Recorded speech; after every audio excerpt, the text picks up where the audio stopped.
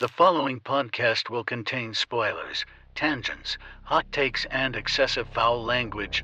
Viewer discretion is advised. Enjoy the show.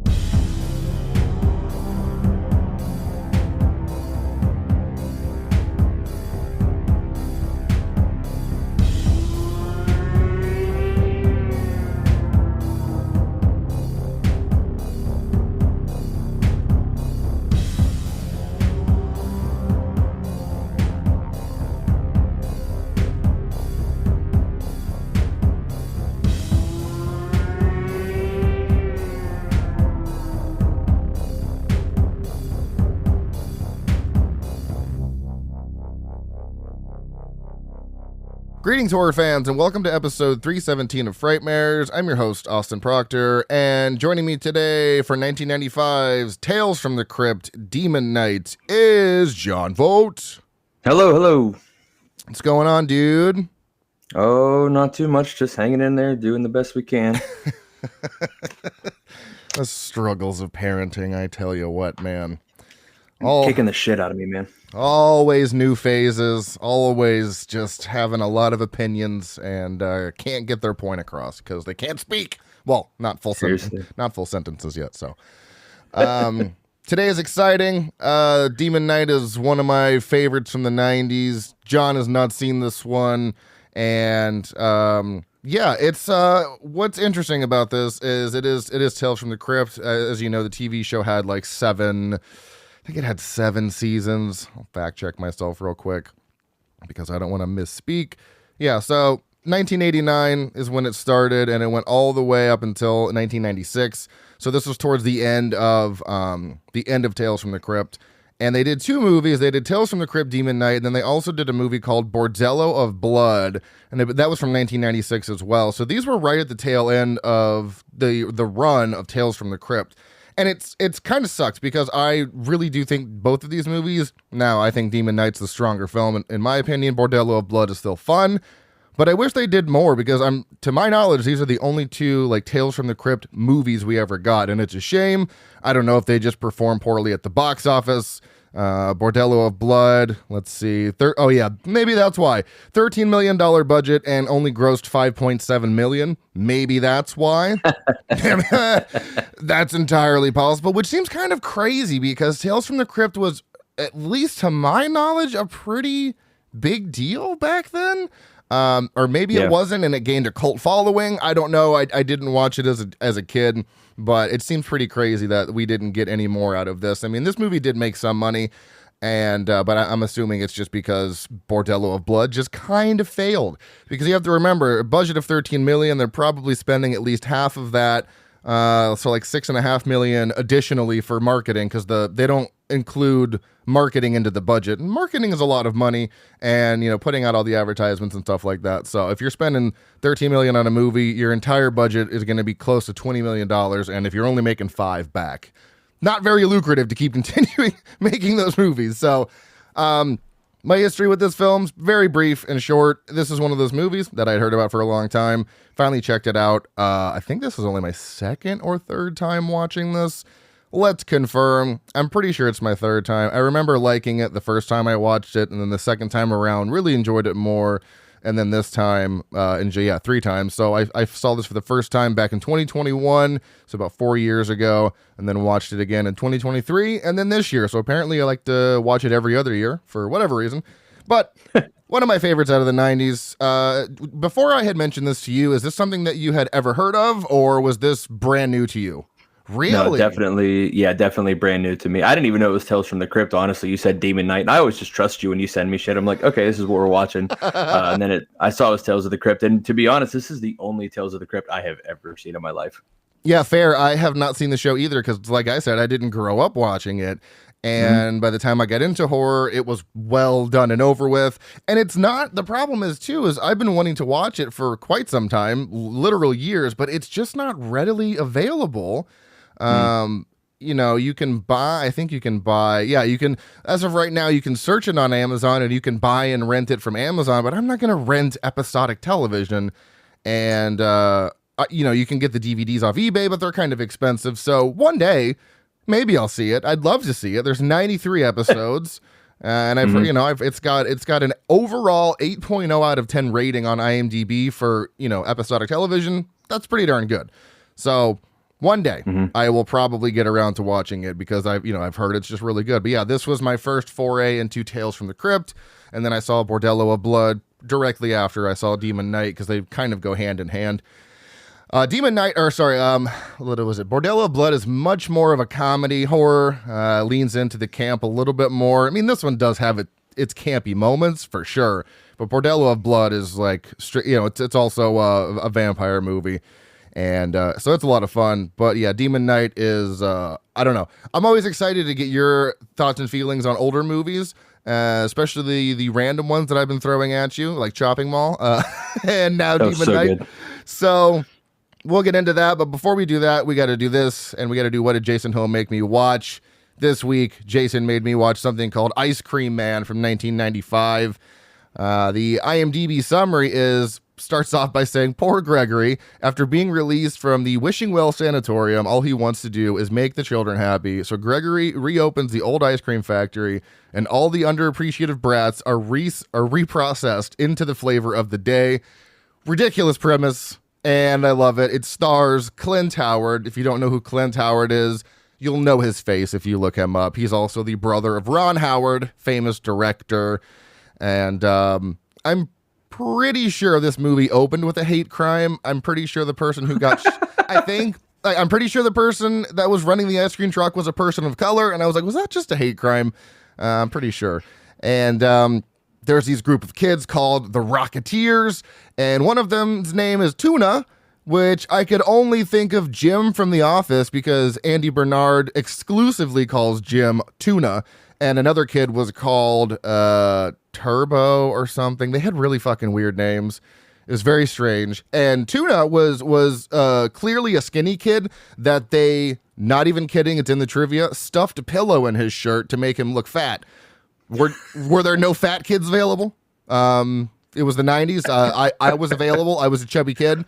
But it's also funny because I have a friend, his name is Derek, or HFK on TikTok. He's a fan of the show, also a friend, and he pointed this out to me before I watched it. And then the second I saw it, I was like, oh my God, that's hilarious. And then I combed through the trivia. And no lie, it is literally a pillow stuffed up this kid's shirt. You might recognize a familiar face from Black Christmas because Angela Husey is in this. She plays an old lady in a big hat and glasses, no gray hair, no age makeup, just big hat and glasses, playing this old little lady with a hunched over back. Great stuff. And then David Naughton from American Werewolf in London is also in this. So randomly stacked cast in this very cheesy movie. And the movie is also sponsored by Converse. So if you're wondering why there's an inordinate number of Chuck Taylor shots, that is why.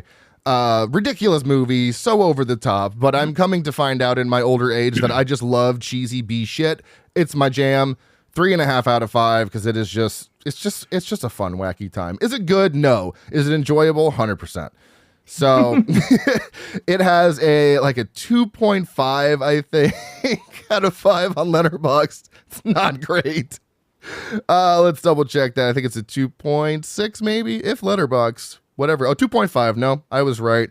Jason gave this a 2.0, and he said, R-rated movie that's clearly directed for kids. Wonder why it didn't catch on at first. I still have a lot of nostalgia for this one, and was happy to see it on Joe Bob Ruins Christmas.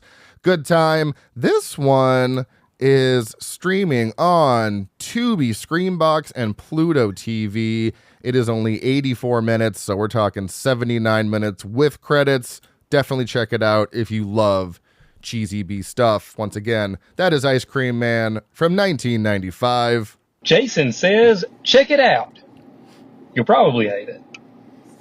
In this case, you might hate it, but I love it. So, yeah, this is where we're at. At least he's honest. Yeah, exactly. At least he's honest. You might hate it, but then you might also love it. Right. So he sets the bar really low. Exactly. That way you go in expecting to be disappointed. So if you like it, it's even better. That might entirely weigh into my ratings because he's like, you're probably gonna hate it. I'm like, no, but I love this one. This one was so good. Right. So thanks, Jason. Let's move on to the highest grossing movies and Oscar winners of the year.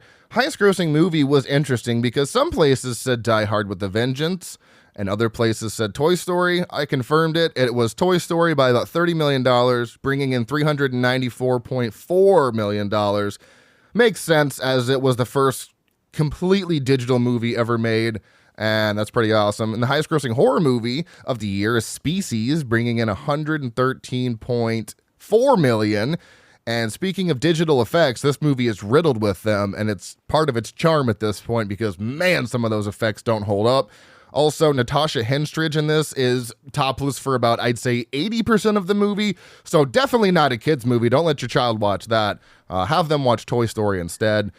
This is the 68th Academy Awards presented on Monday, March 25th, 1996, honoring movies that released in 1995. I did not realize that Nick Cage won an Oscar, but he sure fucking did for Leaving Las Vegas, something I've never seen. Actor in a supporting role goes to someone who no one should be a fan of, and that's Kevin Spacey. He's a creep for The Usual Suspects. Best actress is Susan Sarandon for Dead Man Walking. Actress in a supporting role, Mia Sorvino. And I always thought it was Mia, not Mira Sorvino, for Mighty Aphrodite. Cinematography goes to John Toll for Braveheart. Director goes to Mel Gibson for Braveheart. Musical score goes to Alan Menken and Stephen Schwartz for Pocahontas. I think this is the 4th year straight that Disney has won Best Musical Score. And Best Picture goes to Braveheart, which I shockingly had never seen. And sure, it's definitely a movie. It's definitely not for me. It is. I am not this movie's demographic whatsoever. I don't know what it is with movies set around this time. I don't know. I just find it hard to get into for some reason. And it did look great. It was very well acted. It had a great score, but ultimately I just was fucking bored with it. I every time I started off the movie and I was like, sure, okay. And then I noticed myself going on my phone and then I was like, oh shit, I got to pay attention. And then like 5-10 minutes later, I was like, I'm bored. I don't know, man. I don't know. So my rating really doesn't count. This is just not my type of movie, unfortunately. I tried, but couldn't get into it. I didn't even take any notes. That's how fucking bored I was. I forgot to take notes. Totally forgot to take notes. But I will say that, again, well acted, good cast. There's also a guy in this movie who played he played a character in Saw 3. I can't remember his name in the movie, but he was in this, and it's always jarring when I see him in other things. The last thing I saw him in was, oh my God, that kangaroo kung fu movie, Warriors of Virtue, I think is the name of it. Always weird when I see him pop up. If you've never seen Warriors of Virtue and you really hate yourself, check it out because that movie is just a dumpster fire of awesomeness. And like I said, fighting kangaroos. And Doug Jones plays a fighting kangaroo in this terrible movie. It's on Prime. Go check it out. His name is Angus McFadden, and he was Jeff in Saw 3. Jeff, yeah. So yeah, I don't know. Braveheart, not for me. Don't take my rating to heart. Take it with a grain of salt. I gave it 3 stars, and my review was, this movie lost me at prima nocta, because that's fucking gross. Have you ever seen Braveheart? Oh God, yeah. What do you think of it? Maybe your review will be a little bit more glowing than mine. Dude, I mean, I haven't seen it in probably 20 years, but this was one of the movies that was on my dad would watch when you just like it would be on TV, and it's like really long from what I remember. Almost 3 hours. A young boy, I'm pretty sure there were boobs in it, so I was obviously interested as a young man. That's gonna get me every time. And then there's violence, so I'm always down for that too. But I just remember being like really long and unnecessary. But yeah, I don't know, just it's not bad. Not probably overrated. Yeah, it's not bad. And that's something I forgot to mention. There is some violence in this, and the violence is pretty, I was like, okay, it's pretty graphic. Yeah. There's some graphic scenes, and I was like, okay, cool.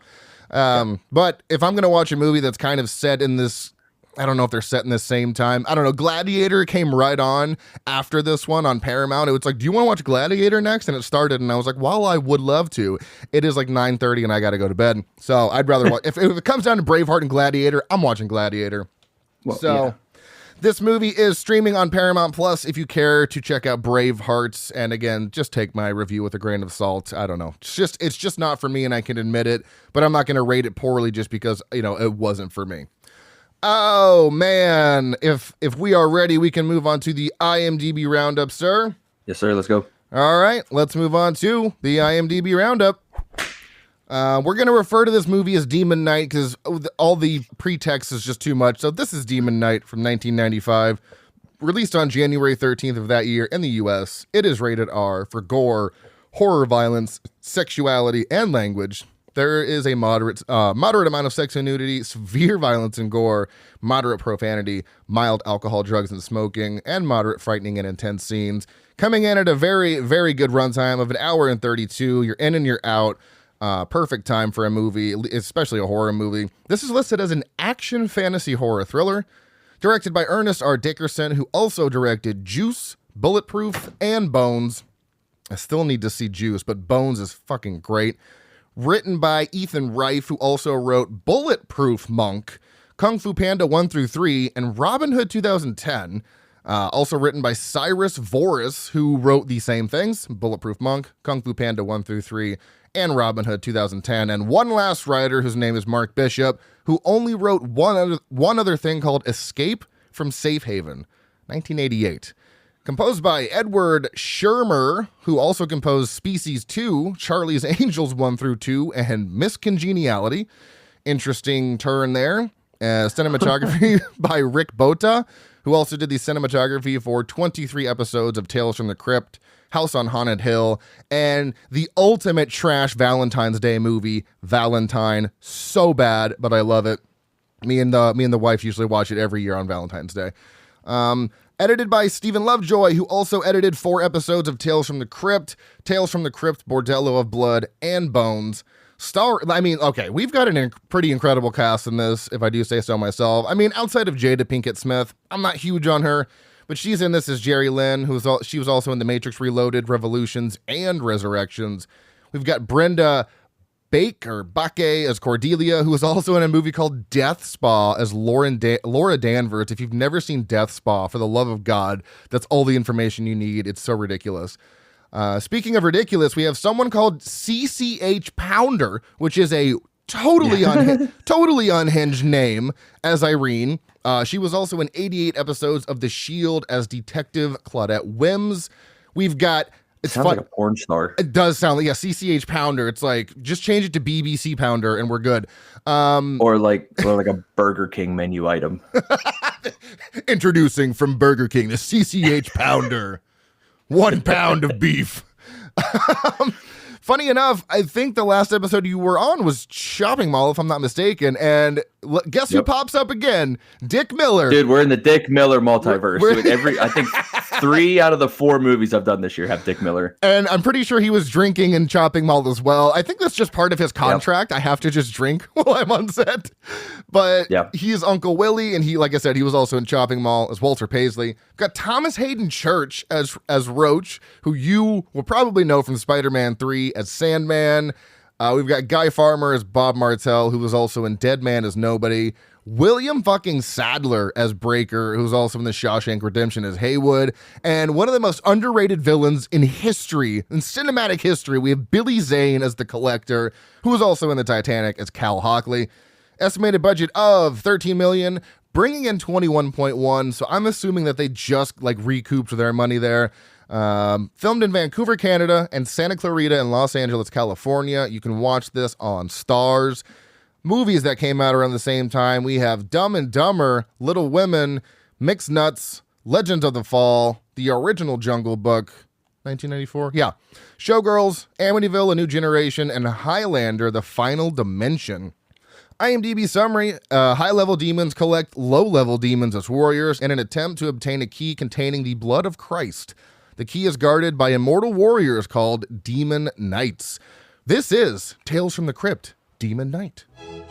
Universal Pictures is proud to present the motion picture directing debut of one of America's most talented and respected artists. Cut!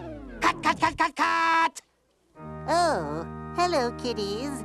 So glad you could join me. Your pal, the Crypt Keeper, has gone Hollywood in a big way. I'm directing my first feature film. Care for a little shriek preview?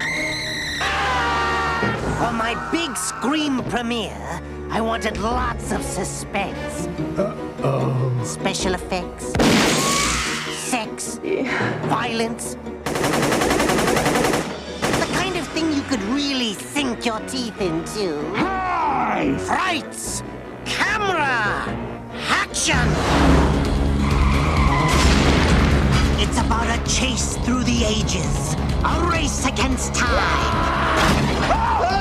The war between good and evil. Come on out, everybody! It's time to play! And the final battle between man... I'm sorry. ...and demon. I'm not gonna hurt you. I lied. It stars Billy Zane from Dead Calm, William Sadler from Die Hard 2, and Jada Pinkett from Menace to Society. Ooh, I love those titles. And you'll love Demon Knight. They're here! The demons are here! And ladies, if you think Demon Knight is too gross and yucky... Whoa! Thank you.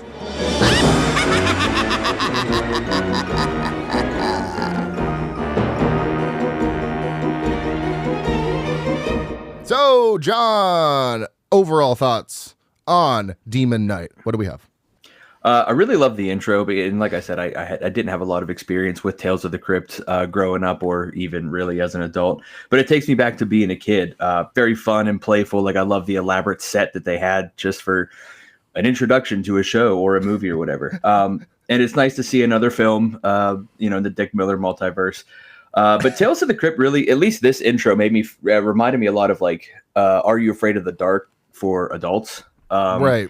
There's, in this one in particular had bad acting, one-liners, minimal sets. I mean, all that stuff took place in like a warehouse in like the side of the road, basically. So I can't imagine much of the budget was spent on location. Right. But the movie's a good time. Like, it's something mindlessly entertaining for, a change of pace. If you just want something to kind of giggle at or whatever, but you don't really have to pay attention to.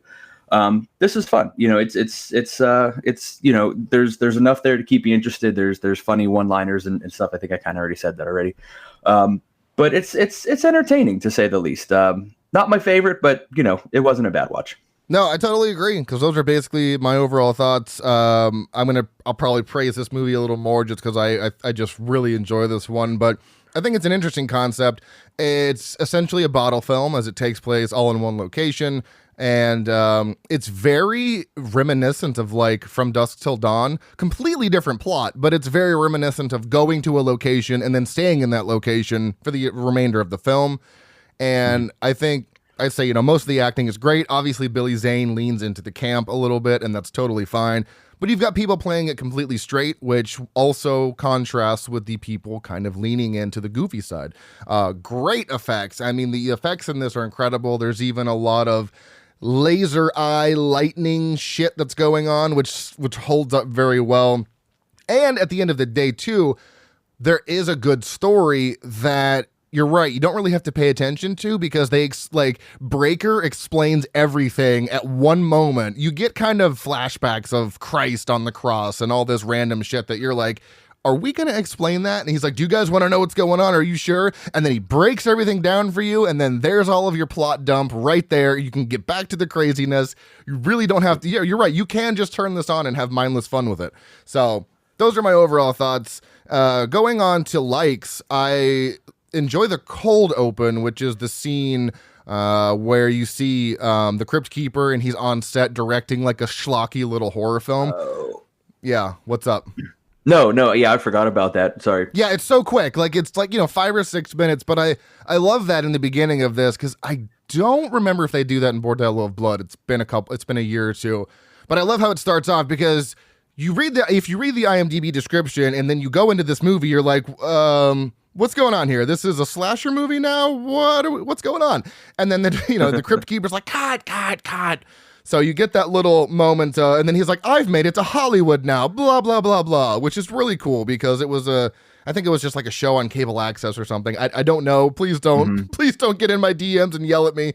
Like I said, I never really watched this show, but I love that cold opening because it's nothing to do with the film. It's just a fun cold open. And then you get to the movie, which also has like a second cold open because you're in the middle of a chase. And just in the middle of a chase, you have no idea who's good, who's bad. You have a huge crash with an explosion.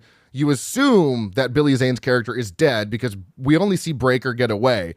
And then, you know, a few moments later when the cops show up on the scene, you realize that Billy Zane not only is alive, but completely unscathed, which is sketchy. But it's cool because you literally have no idea who to root for. You have who you think is the thief, Breaker, running away from the scene, trying to steal a car, and you have Billy Zane, cool, calm, collected, cowboy hat, being, you know, very, you know, nice demeanor with the cops. So you're like, I guess Billy Zane is the good guy here, and then Breaker is the bad guy. So it's a fun, almost kind of red herring in a way to set your expectations one way and then to completely flip them later. So I think that's a very smart intro because you just have no idea what's happening, and it's not necessarily a bad thing. Gabby actually pointed out something really interesting. She said the only other time, and this has probably happened more, but she was like, I'm trying to think of any other movie that did this. And she was like, Evil Dead, the remake, does exactly this in a different way. You have the girl walking through the woods by herself, getting kidnapped, and you're like, whoa, whoa, whoa. Are we on the girl's side or are we on the guy's side? And we're like, we got to be on the girl's side, right? She's getting kidnapped by men. This isn't fair. And then they tie her up, and then she's like, I'll rip your fucking soul apart. And you're like, oh, okay, we're not on her side. Oh, yee. So I love the intro. Is the intro something that kind of caught your attention? Where you're like, oh, this might be a good time? It set up. It kind of set the stage for. I knew it was going to be a little ridiculous. In what way, I wasn't quite sure. But yeah, I mean that 90s blue lighting, like I fucking love it. I miss it. It's never coming back, obviously. But that like, it's just blue, right? It's just blue at night. That's nighttime. That's what nighttime means. It's blue. And yeah, I mean, it was cool. I wasn't really sure what to expect with the Crypt Keeper part because they just had to force in some nudity right off the bat, right? There's just boobs. And then was that John Larroquette, right? Was he's like the fucking narrator of the Texas Chainsaw franchise. Right. So like he's there, and then it's right into this movie, and you're like, what the hell is even going on? Like I had no idea what to expect, and probably because I didn't know anything about Tales of the Crypt too. So I was just like, I don't really know what's going on. And my wife was watching it with me, and she was suspect to say the least of what was on the television. And then, you know, obviously it kicks off a little later on, but it's funny. Like I love the dialogue in this movie. It's so fucking silly, and I can't wait till we get to favorite lines because I have two, and hopefully we don't have the same ones. I don't think we will, but you've got two, so you've got us covered. I have a feeling. Yeah, we'll see. You got us covered. What's also to note at the beginning of this movie is that Breaker has these weird tattoos on his. Well, they're not weird tattoos. They're like stars. He's got 7 stars on his hand that are moving around, and you're like, what's happening? Car crash? Yeah, I had no idea. Yeah, you're like, what? You're just thrown into this world with no explanation, and I enjoy that sometimes. And like I said, this very much vibes like From Dusk Till Dawn, not just from the location, because it is kind of in a deserty spot. It's secluded, and it takes place all in the bed and breakfast or whatever the hell it's called. They don't really establish what this building is in Demon Knight, but it's some sort of place where people can go. You stay there for a bit, although Irene is like, I don't rent to locals and I don't rent short time. And then he pulls out a wad of cash and she's like, but I won't say no. Like I am motivated by money, and you gotta love that. But it also vibes very much like a vampire movie in the sense that the demons cannot enter through any closed door or window, and any door that is open or window that's broken, Breaker has the blood of Jesus Christ that we don't find out so much later in the movie, that he puts a drop on, which kind of seals it and makes this invisible force. And then the collector's like, hey, let me in, like telepathically. So it very much vibes like a vampire movie in certain regards, which is kind of interesting because they play with that lore just a bit. Also, I have to talk about Bob because he is one of the best bumbling cops ever. He's so dumb. He's so stupid. He's the chubbier cop that just can't seem to get his life together. One of my favorite characters. He's in Resident Alien. Oh, the one with Alan Tudyk? Resident Alien? Yeah, he's in Resident Alien. He's the he's the dad of the main actress or whatever. No shit. Okay. Is he totally different character though? Oh, okay. I love it. So yeah, I love the the juxtaposition of the bumbling cop and the cop that's more level-headed. He's not necessarily smart. I wouldn't call not this. For long. Yeah, not for long. Not for long at all. He's in very little of the movie, and then it's just left to Bob. We're left with Bob as the cop, and we're all fucked at that point. So correct. There's also a great tonal shift with Billy Zane's character when he goes from smooth, he's very smooth, like debonair, suave, whatever you want to call it, and then because he's after Breaker for something that we don't know, and then they finally find this key, and it's this big chunky key, and you can see Billy Zane like, oh hey, yeah, there it is, cool. Let's he's like, pop that open, yeah, let's get that going. And then the cops are like, no, we're taking you down to the station. We got to figure this out. And then he goes from cool, calm, collected to excited when he sees the key to just blatantly annoyed at the entire situation. Like, just give me the fucking key so we can get out of here. And he gets so irritated, in fact, that he doesn't even get down to the police station. He just punches a guy straight through his fucking face, which is one of the most legendary kills of the 90s. Holy shit. Heads up. Yeah, heads up, literally. Yeah, I love the line he delivers there because he just throws the head at the cop. He's like, heads up. But it's so insane because no one could have ever predicted that. I just thought he was going to punch him. And I was like, yeah, he's out. Yep. And then hand through his entire face. And you're like, oh my God, Billy Zane. And then he just rips his head off of his body. Tell me about that moment, since this was your first time. What was the reaction in that scene right there?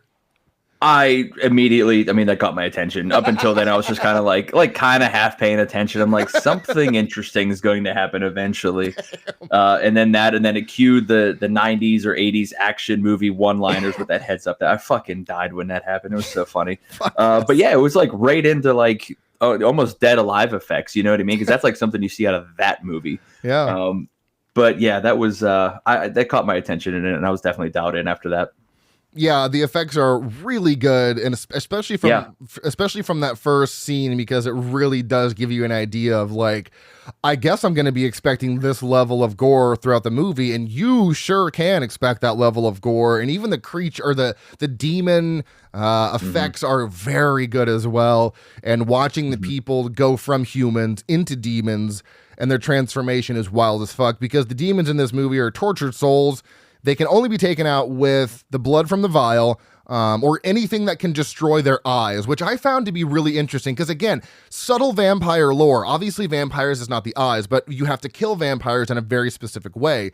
So they just kind of switched it up. They're like, yeah, you have to kill them. You have to make their eyes explode, and then once you get their eyes like shoot out this green lightning, and then their souls are set free after that. And any human can be turned into a demon by simply letting the collector into your head. You can say no, obviously. It's not like he forces his way in, but he's very persuasive, this man. It's also it's also bald Billy Zane. I mean, sure, intrude my thoughts, go for it. So yeah, it's interesting how he just summons demons from the ground, but can also, convert, if you want to call it that, humans into demons by simply just telepathically communicating with them. Like, I'll give you everything you want. You just got to be a demon for me. And that's a crock of shit. Don't listen to Billy Zane, no matter how handsome and charming he is. Right. Something specifically about the blood that's kind of hilarious to me is at least I did. Gabby and I just accept it because he drops he puts out a little drop of blood, and it's like the blood knows I'm in a window. Ching, shing, go up, do this stuff. And it's like something that doesn't make any sense, but it's just accepted because how they do it is so cool that I can't be right. Like, well, you need to explain that. It's just done so well that you're like, yeah, I'll accept that. Good enough for me. I don't know if that's something that didn't work for you at all, but it's just like they just do it so well that you kind of have to just be like, all right, like whatever. No, man, like I said, this movie, once you realize like you're kind of in for a ride and it's going to be a little wacky and ridiculous. I mean, you just whatever. Like that's how they close the door up. That's fine. Yeah, there's some things you just have to suspend reality for in movies, and that's one of them. We're also they're also fighting demons too. Again, you kind of have to suspend reality for that as well. When that happened, I stopped taking the movie seriously. When that dude punched that cop's head off, I stopped taking the movie seriously. And I was just like, all right, we're fucking here. Let's see what happens. And I don't know if that was intentional or not, because it is definitely set up to be a pretty straightforward and serious movie until that moment. Then you're like, wow, that's a ridiculous over-the-top kill. Right. This is the world we live in. You're like, yeah, okay, this is going to be just goofy and wacky. And it does not stop being goofy and wacky, till the end of the movie. Even the final few moments where the Collector and Jerry Lynn he's trying to get inside her head, and they're like dancing around and all it's goofy. It's like so silly. Yeah. Something too that really just works for me. I don't know why, because I'm not a religious person. I used to be as a kid, but I love religious horror. I love, Catholic dread horror. It's just one of my favorites. And in this movie, they interject this seemingly unrelated religious plot with the whole, seeing Jesus and, his friends or whoever's on the cross, the thieves or whatever. I don't remember the story. And you're like, okay, don't know what this is. Breaker's having flashbacks. Like, is this man Jesus Christ, or is he the second coming? Yeah. What's going on? But then, of course, it follows. This is the lore dump about an hour into the movie when Breaker tells everyone that some of the blood in the vial is from Jesus Christ which kills the demons or fends them off. And he talks about the creation of Earth by God. Demons used 7 keys to focus the power of the cosmos into their hands. When discovered, God created light, which scattered the demons and the keys across the universe. The artifact that Breaker holds is the last key that they need to reclaim power. And to protect it, God had a thief named Sirach fill it with the blood of Jesus Christ. And the guardians of the key are immortal while holding it. And they have since passed it down, refilling it with their own blood when they die. And Breaker received his from his commanding officer during World War I. So it's a really quick dump of information. And then that's everything you need to explain it.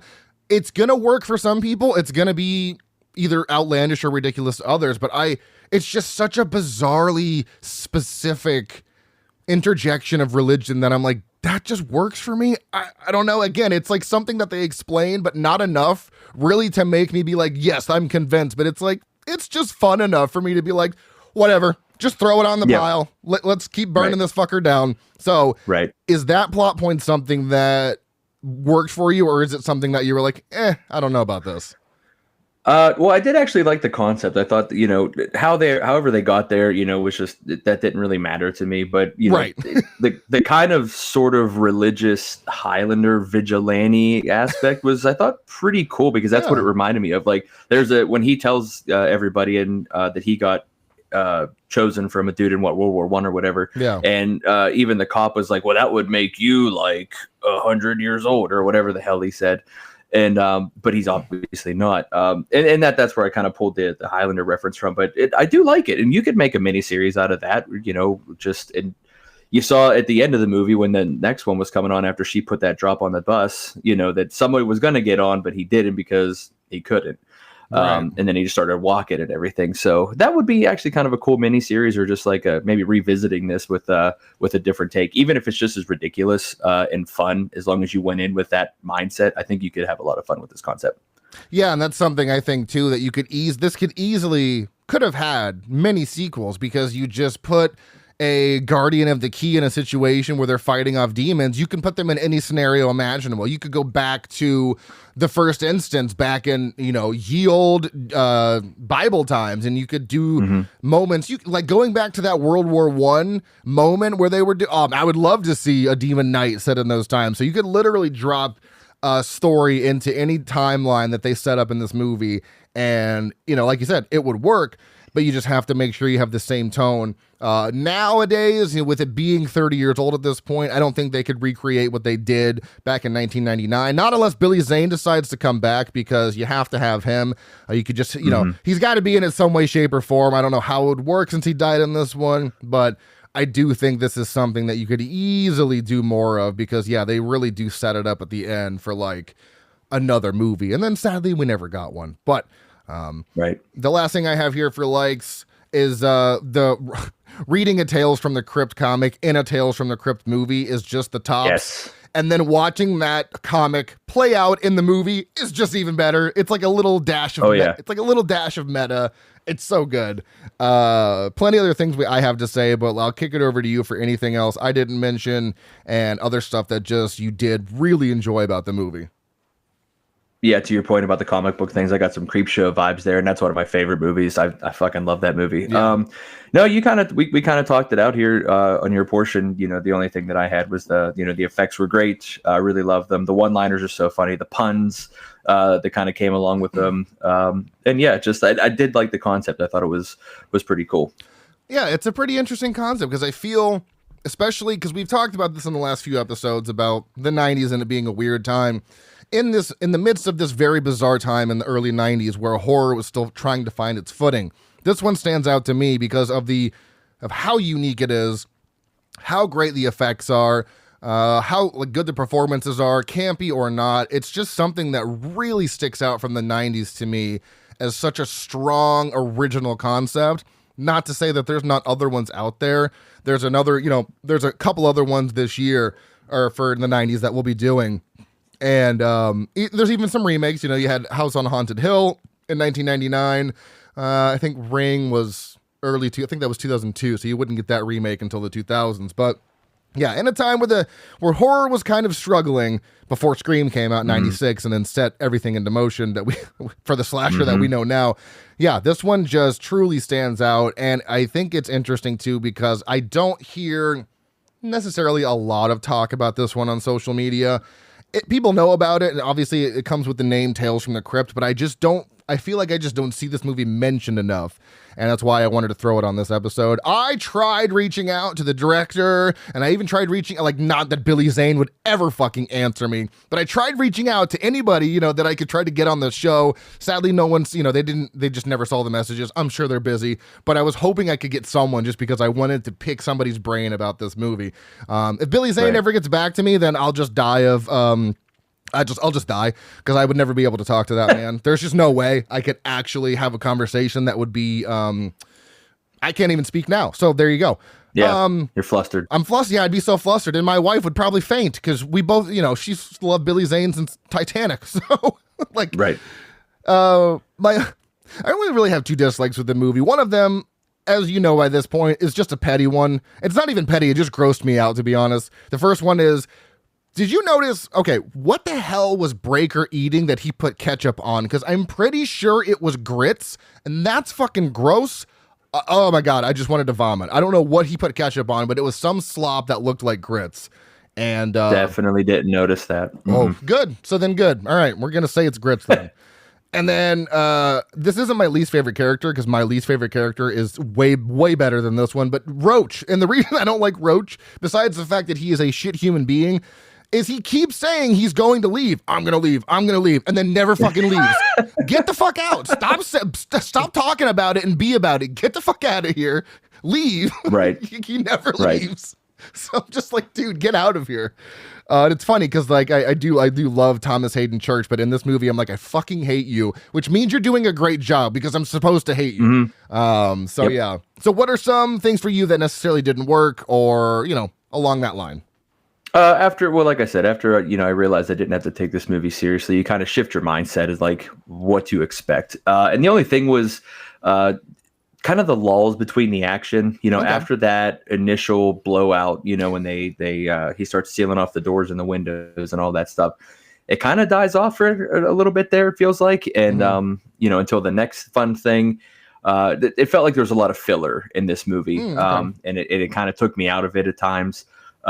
But the action and the funny things, bring you right back. So that was it. Other than that, no real dislikes. So yeah, it's just kind of an issue with like the pacing of the movie and the plot itself.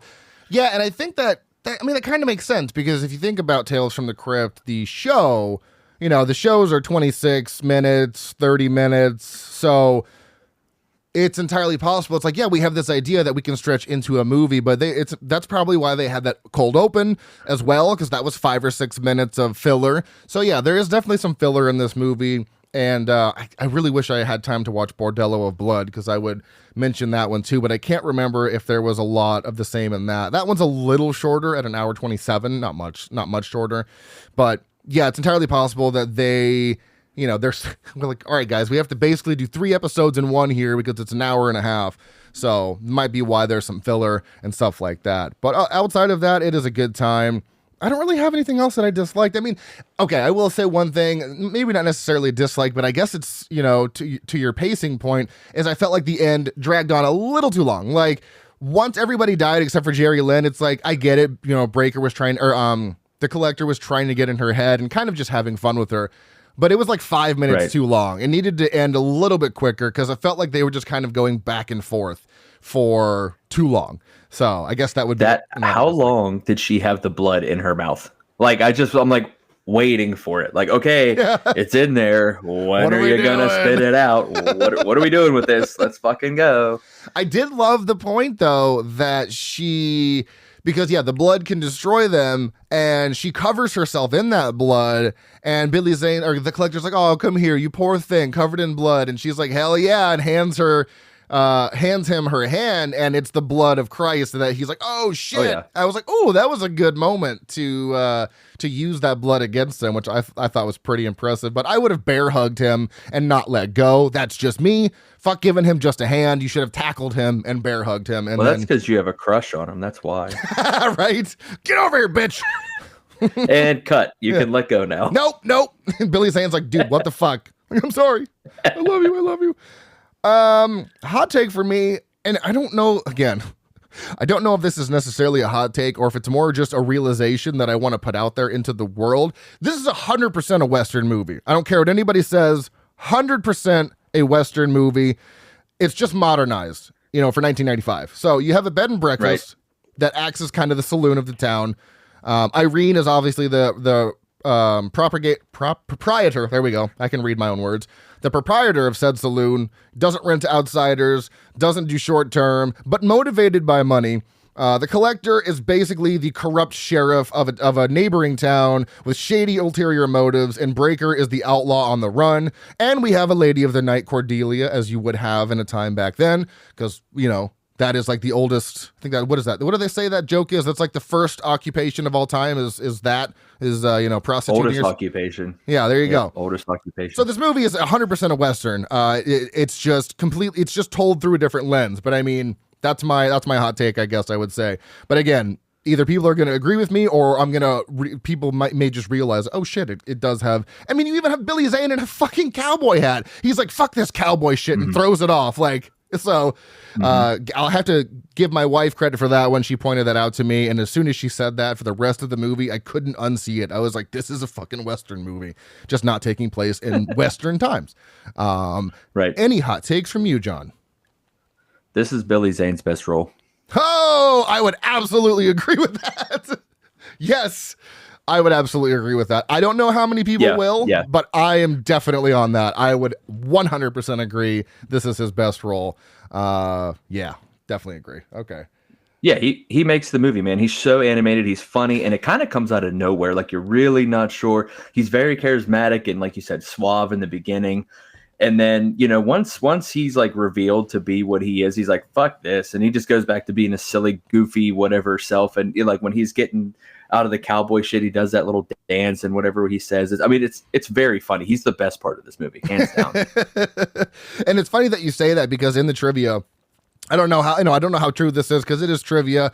I know I read some at the end of the movie and stuff like that, or at the end of the episode, but it is, Billy Zane is on record apparently of saying that this is his personal favorite film / performance of his. So I love that, because it's working for us. It might not work for everybody, and I definitely consider that a hot take, because people would probably say Titanic or he's done a lot of stuff. So, but I'm with you on that. 100% agree all day long. Mm-hmm. Oh, let's see. So my hooked moment is probably the same as yours, because you find out that both of the cars in the accident at the beginning were actually both stolen, and that's why the cops are taking them in to figure everything out. The Collector says, hell with it, just hand through mouth, all the way through mouth, just face fucks him with his fist. It's insane. And then that's at the moment when you realize for 100% fact that Billy Zane is the bad guy and Breaker is the good guy. It flips everything a 180. All hell breaks loose. Breaker puts the key up to the Collector's face and it burns him. Collector jumps out the window, gets all pissed because everyone is not giving him the key, and he tells them that this place is condemned, and he cuts his hand, which green liquid drops out of, sprays it all over the ground, and demons pop up heading towards the building. Fucking yes. I'm in. Yep. I'm 100% in. It's just so it just goes from 0 to 100 so fast, like so quickly. I would say 0 to 200 because of that face punch, and then all of a sudden you're like, all right, now I understand the name of this movie, Demon Knight. Okay, here we go. We're going to be fighting demons. And the outside of a vampire movie, also kind of vibes like a zombie movie as well, because you have undead things coming after you. Right.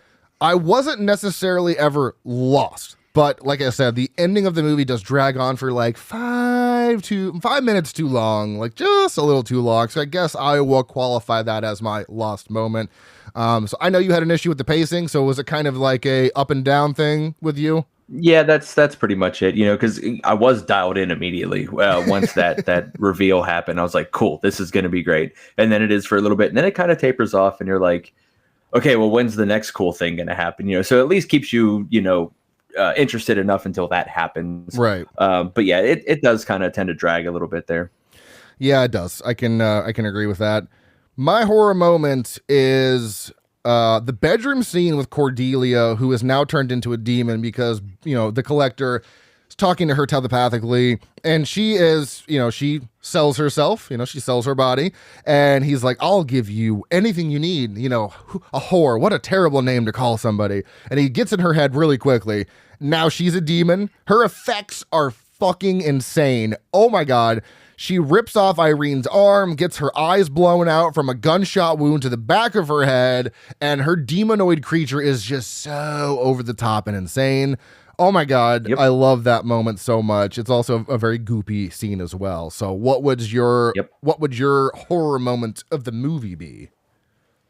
There are a couple. I really like the reanimator blood shit coming out of the demon, and it, you weren't sure where that was going at all. And then that kind of slow, this reveal of these creatures, you're still not really sure what to expect. There's kind of some like gremlin, influences there. And eventually you see that. But then, yeah, to your point about whatever the creatures, monsters, whatever the hell that Cordelia and Danny at the end of the movie, what he turns into, yeah, super cool fucking monsters. They spend a lot of time on designing those, and they were definitely fun. And the effects kind of mirrored how cool that was.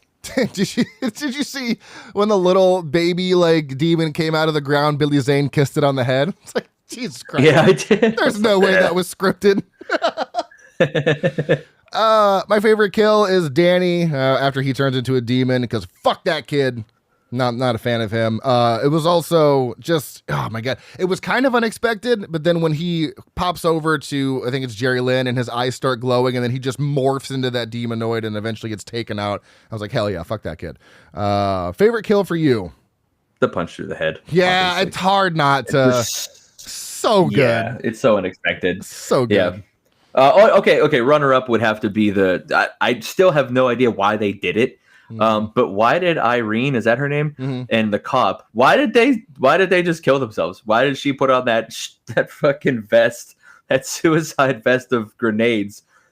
And then she was just like, boop. And the cop wasn't even, he's like, yeah, I'll go with you, I guess. Like, he didn't even try to escape or survive. He was just like, I'm good here. I guess they were, you've already lost an arm at that point. How much more shit can you take trying to defend yourself? And maybe they were just like, you know what, instead of dying a horrible death, let's just go out in a blaze of glory. That's, but yeah, that moment is kind of like, what? Hello? Yeah, being blown up by a grenade sounds just wonderful. It sounds great. Can't wait. Yeah, for but that. she was on vodka. She does mention that the vodka was kicking in, so maybe it changed her decision making a little bit. And of course, you have Dick Miller, who's like drunk through the whole thing, which is hilarious. So great. That scene with the just when he walks into that bar, isn't the kid with him? Yeah, the kid's with him, and he's just like standing in the corner of the room, and like Billy Zane has all these naked girls, and they're just talking about a big hard one or a long hard one or whatever. They're making all these dick references. I can't even remember what they said. Like have a long hard one. What? Yeah. What are you talking about, man? Yeah, and then he just gets him drunk, and then he turns into a monster too. That part was very funny. I thought after he got his head cut off, and he's still like, like you could see them and everything, and that was a good death there when he stabbed it on the fucking antlers. That was that one got my wife. Yeah, that was a good one. Because he really gets into Dick Miller Willie's head because I don't know exactly why. I think he's really the only one to hallucinate like that. I don't know. They don't really explain that, but Bill, the collector is a bartender, and he's got like all these dancing naked women around. And you're like, whoa, what's happening here? Favorite character is Billy Zane. I mean, the collector. If your favorite character is not Billy Zane, I don't know. He's just the best one. So obviously for you too. Least favorite character is Danny. Fucking, especially at the beginning of the movie, he's like, "Yo, Dad, they're stealing your." Shut up, kid. Mind your fucking business. You know, you wouldn't have got smacked in the head with a beer bottle or something. You wouldn't have gotten involved in any of these shenanigans and turned into a demon if you just shut your fucking mouth, kid. Worst. Yep, you did it to yourself. Becomes a demon and almost ruins everything. Fucking whatever. Yep. So yeah, not a fan of Danny. What about you? Least favorite character? The protagonist, Frank, just did nothing for me. He feels like a cheesy ripoff of Sarah Connor's baby daddy from The Terminator. Just was not. I just didn't like him very much. I just didn't care at all. That's okay. I always love your least favorite character because it's always someone. It's always someone I never expect. What was it from Poltergeist? Was it the Bucktooth Billy? Wasn't that your least favorite kid? Or Bucktooth Billy? Yeah, just his teeth. Oh, I think it was just his teeth. I didn't like. Wasn't even the kid. It was just the teeth because they were a character in and of themselves. Because of that scene, that scene of the silhouette or whatever, the profile, him in the TV. You're like, nobody's teeth are like that, man. Get an orthodontist. God, I know it's 1982, Seriously. but we have care for our teeth. Christ. You got money for an in-ground pool in your backyard. You got money to fix that kid's teeth. Fuck that. That's such a good, valid point. They're putting in a pool. You can absolutely get... Fuck that. God. Now I'm even more angry. They could have easily got that kid some fucking better teeth.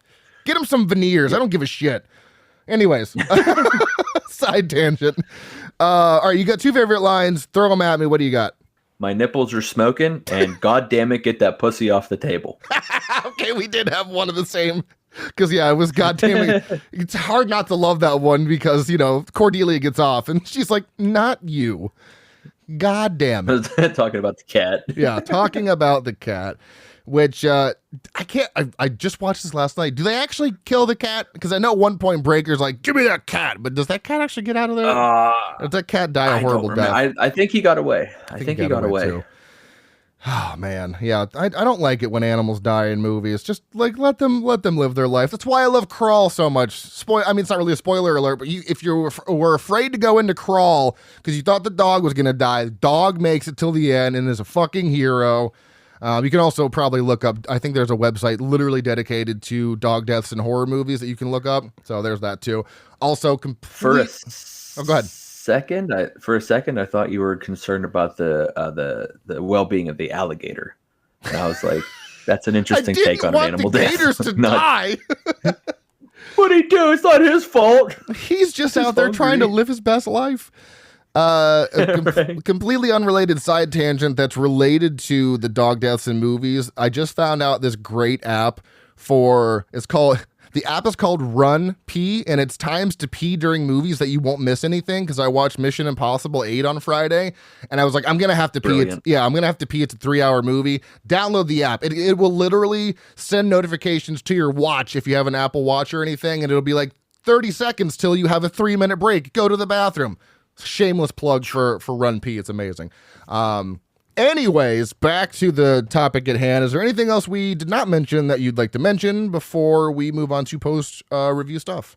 No, man, I think we pretty much covered everything. Just want to give Billy Zane his flowers and say, well done, sir. Hopefully you do more shit like this at some point, even though you're probably not going to. If you liked him in this movie, there's a movie from 1989, I believe, called Dead Calm, and it takes place on the ocean, and he's a villain in that as well. Highly underrated movie where he plays another just incredible villain, and he brings kind of not necessarily as much of the goofy elements, but just that sheer the intensity of being a great villain. Good movie, definitely check it out. I don't think I have anything else to say. I thought I had one more point that I wanted to bring up, but I am racking my brain and I can't think of shit. So we will go to the post review stuff here. Taglines. We only have one, and it's ready for your dead time story. Not the greatest. Trivia, not the greatest. Purposely released on Friday, January 13th, because the Tales from the Crypt movies were originally going to be tied with traditional horror weekends, such as Friday the 13th or Halloween. When the Crypt Keeper is walking around, a puppet head was superimposed over the body of a real actor who was wearing a green mask. Pretty cool for the 90s, because that's very early effects and stuff like that. Love that. Oh, yeah. Just like our movie Dust Bunnies, it's crazy. The green slime in this movie was taken from glow sticks, which the FX crew disassembled. So I guess we somehow paid homage to Demon Knight in our short horror film that will be released at some point this year. The studio originally wanted Cameron Diaz for the role of Jerry Lynn, but Ernest Dickerson, the director, convinced the producers to cast Jada Pinkett Smith. Would have been a wildly different movie with Cameron Diaz. Correct. As much as I'm not fond of Jada Pinkett Smith. She's fine, whatever, but definitely is a better choice than Cameron Diaz. No shade to Cameron Diaz, but I don't think she would have fit this movie. Just wouldn't have worked. And lastly here, Dick Miller joked that it took him roughly 17 takes to film the party scene because he kept getting, quote, distracted by all the naked ladies. Fair. Fair, Dick Miller. Totally fair. That would be distracting to film a movie in. Goofs, nothing I could find. Rated 6.7 out of 10 on IMDb, 3.4 out of 5 on Letterboxd. Has a very low 44% on the tomato meter and a decent 65% audience score. John, what did you give this movie? 2. A 2 out of 5? Yeah, 2 out of 5. But you liked it, I thought. I'm so confused.